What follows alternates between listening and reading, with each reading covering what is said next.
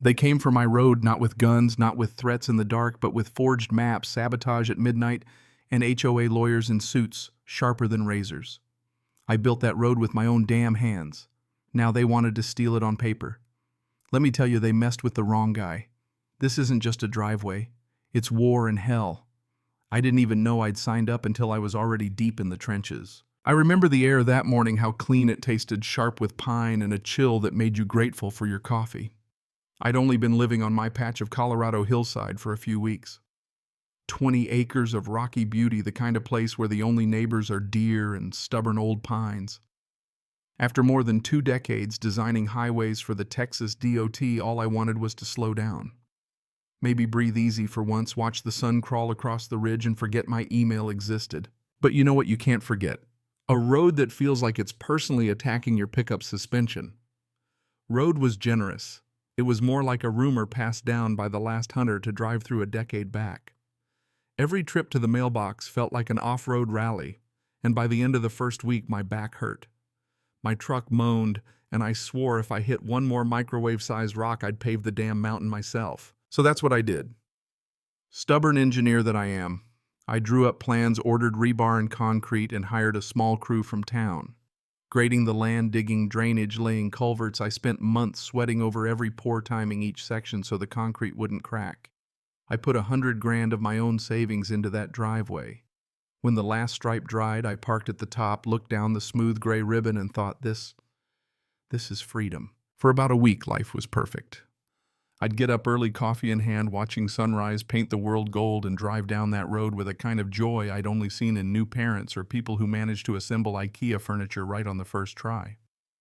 Then one day I find this envelope in my mailbox, official-looking serious font, that bureaucratic weight only the IRS or someone pretending to be the IRS can pull off. Letterhead says Ridge Pine Peaks Homeowners Association.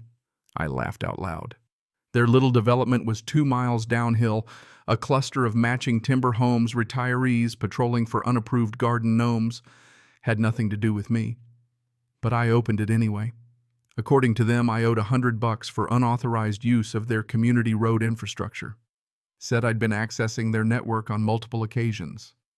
Which, unless their network was made out of deer poop and pine cones, there's no way I'd ever been on their land. My driveway started and ended on my own property. The nearest HOA boundary was so far off you'd need a telescope to see it. I chucked the letter on the counter, muttered something about lunatics, and swore I'd call to sort it out later. But you know how life gets busy. I forgot. 5 days later, another envelope. This one stamped "Final Warning." Now they wanted more money and threatened enforcement. The letter was written like the person behind it enjoyed slapping fines on kids for breathing too loud. I called their number, got lost in an automated maze. Press 2 for non-compliant holiday decorations. Press 3 if your grass grows in the wrong direction. Finally gave up when my patience wore thinner than my old truck's tires. And that's when it got real. Next morning, I'm humming along my new driveway, headed for the county highway, when this white SUV blocks my exit. Guy steps out in a Ridge Pine Peaks security vest, hand on his belt like he's waiting for a showdown. "Sir, you are not authorized to use this road," he says deadpan. I told him I built the road. Didn't flinch. According to the board, I owed payment. You are in non-compliance. That was when I realized this wasn't just a mistake. This was someone or some group trying to rob me in broad daylight, just doing it with paperwork and badges instead of ski masks. Eventually, he moved his SUV when I mentioned calling the sheriff, but he wanted to make sure I saw that HOA badge, like he was branding the threat into my memory. Later that day, I went to the county office. Clerk pulls up a map. Shows Ridge Pine Peaks filed a boundary expansion this spring, she says. My stomach drops. On the screen, a red outline swallows my driveway like a snake eating a sausage. According to this, your land is now part of their planned community. I stared at that map like it was a rattlesnake in a bow tie. Confused, disturbed, kind of impressed by the sheer guts, honestly. I realized then this wouldn't just go away. They weren't just sending wrong mail. They were trying to steal my land, my road, my work. When I got home, I laid out every document I had: survey maps, receipts, county permits, like I was about to solve a murder. My driveway didn't even touch their land. There was a good 40 yards of trees between me and the nearest HOA mailbox. But their map somehow showed their boundary snaking right up my hill. The next day, I marched back to the county office and asked for a certified copy of the expansion plat. The clerk slides it over, says it's filed and signed by resident approval. There in the signature block was my name. Well, someone's sad attempt at it. You sure that's yours, he asked. Positive, I said. I haven't written my name in cursive since high school. I texted a picture to Hal, an old friend and former forensic guy in Texas. 20 minutes later, he calls, "That's forged. Real sloppy, too. Someone probably traced it off your license." My hands shook with anger. This wasn't incompetence. This was criminal. When I got back to the property, things had gotten worse. There at the base of my driveway was a new plastic gate arm like you see at parking garages. Big sign, Private Community Road, Ridgepine Peaks, HOA. Authorized vehicles only. A keypad. I stared at it, then laughed out loud, more the kind of laugh you make after getting hit with a shovel. I filmed everything, called the sheriff. Deputy showed up polite but hesitant. "This is a civil matter. Without proof, there's not much we can do." I handed him the deed, the plot map, the forged plat, pointed at the barrier. "That's obstruction of a legal roadway. Mine." He agreed it looked shady. Said I'd need to take it to court. No arrests, just more paperwork. I thanked him, got out my bolt cutters and turned that gate into scrap metal. Documented the whole thing on camera, narrating like it was an educational film for the judge. Next day, the HOA hand delivers a letter accusing me of vandalism, demanding almost $400 for their busted gate-threatening liens and lawsuits. No signature, just community compliance officer. Still addressed to resident. Like I lived in their utopia, rather than 50 feet above with my dog Asphalt in a .308. That's when I called in the big guns. Sylvia Grant, lawyer, speaks in legal code the way most folks talk about football scores. Her reaction, "They're nuts. But we can bury them." She filed a cease and desist, started prepping a countersuit. They're trying two things: assert jurisdiction by paper trail and provoke you into looking like the bad guy. Let's make them regret it. The next week went quiet, too quiet. No letters, no guards, but every time I drove, my road cars sat idling near my entrance. One guy snapped photos from a Lexus with a telephoto lens. I waved. He didn't. The siege hadn't ended. It just went underground. I barely slept, anxiety gnawing at my ribs. Someone was trying to rewrite reality in real time, and I was the only one who knew what was true. Sylvia met me at the courthouse next morning, already on her second coffee. "We're filing an injunction to freeze any HOA action," she said. "Hired a new surveyor, a guy who looked like he fought utility companies for fun. 2 days mapping every inch of my land, comparing historical plats." His verdict, Ridgepine's expansion, was pure fiction. My road never touched their land. In fact, their so-called network was just their neighborhood loop ending hundreds of feet below my slope. But then, twist incoming, the expansion map had been signed by Jeremy Cross. Sylvia's eyes lit up. That guy lost his license for falsifying reports for a condo scam in Steamboat Springs. Pulled the record. Sure enough, this wasn't his first rodeo. Their playbook was fraud, and they'd been running it before. We put together the evidence, deed survey, screenshots, disciplinary record. Sylvia smiled.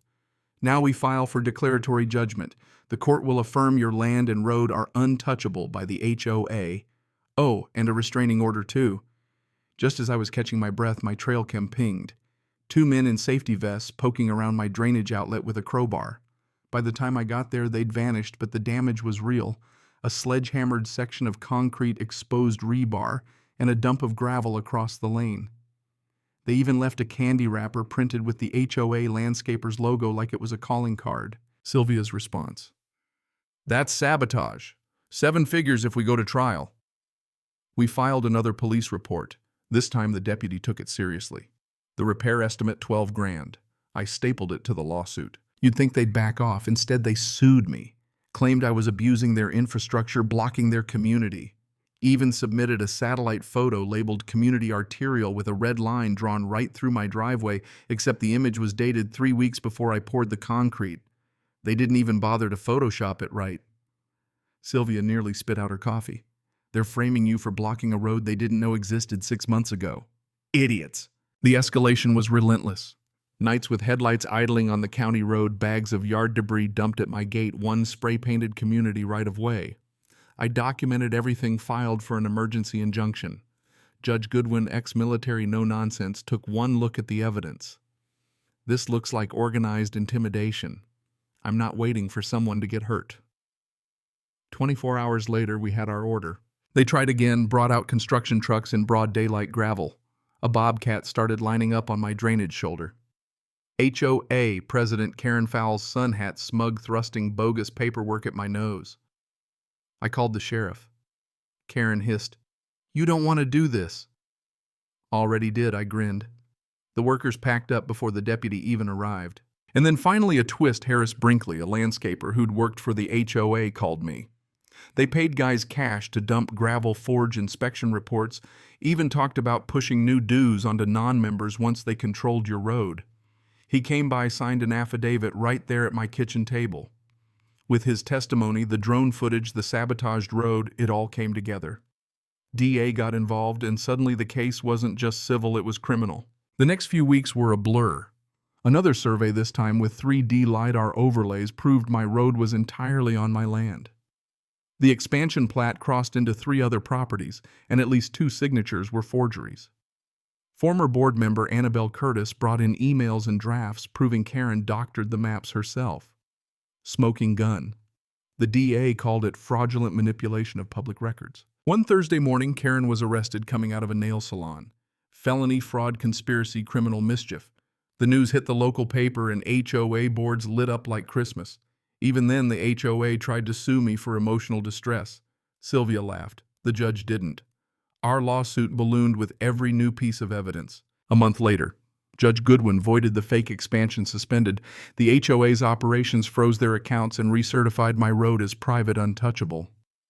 The relief wasn't fireworks, it was more like finally unclenching a fist you didn't know you'd been making for 6 months. But I wasn't done. I'd seen what could happen when a handful of people decided paper and paperwork meant more than truth. So I filed a petition with the county. If you build a road on your own land with proper survey, an HOA can never touch it. They called it the Travis Road Act. At first they laughed. Then they read the evidence. Within months it was law. My headache became everyone's shield. I hung a new sign at the entrance: private road built, owned, and defended by C. Travis. Trespassers will be sued. It cost me 6 months, too much money, and more gray hair than my divorce, but it's mine. And it'll stay mine. You know, I never set out to fight a war.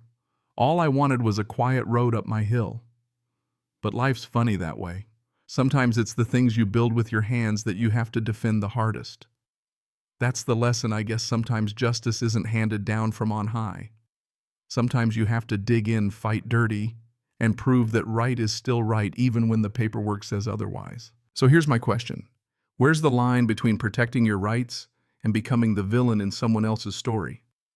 Does justice mean anything if it can be rewritten with a pen and a handshake behind closed doors? I'm curious.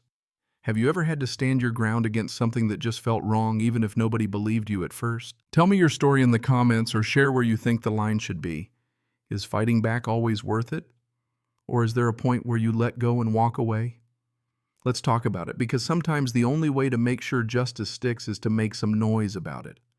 Cảm ơn các bạn đã xem video.